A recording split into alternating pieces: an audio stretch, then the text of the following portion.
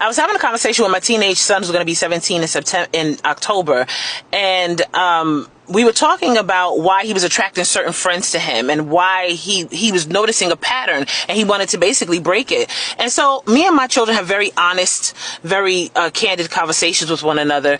And I said to him, I said, you know, there's some things that I've brought to his attention, specifically when it comes to certain characteristics that we possess.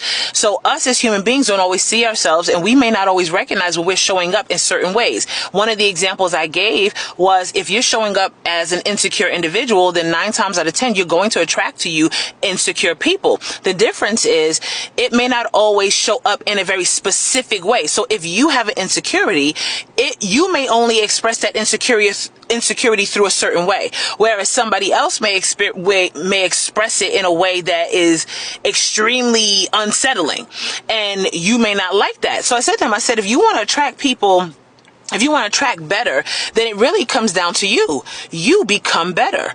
And a lot of people don't like to hear this nugget, which is what I share with my kids. Life is truly like a mirror.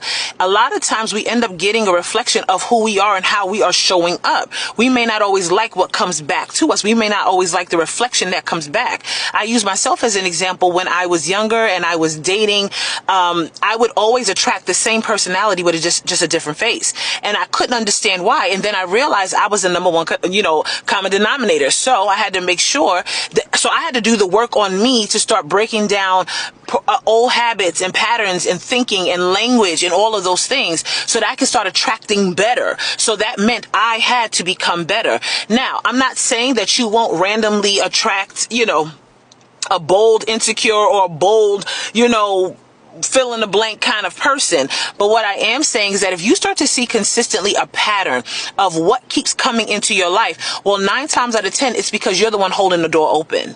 9 times out of 10, it's something you're doing that's telling that other thing, other person, other circumstance, other experience, welcome, come on in.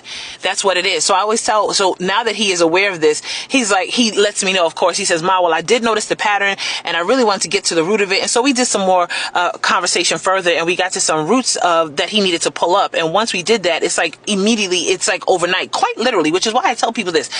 It really is overnight. The moment you make a decision, a finite decision that is combated with truth, let's be very clear. The moment you make a decision that's rooted in truth and it combats your old narrative, your old perspective, it has to crumble. Because lies cannot stand in the face of truth. Falsehood cannot stand in the face of truth. But you have to be honest, and you have to be willing to be very honest in order to get to the root of it so that you can handle it and not have to deal with it again.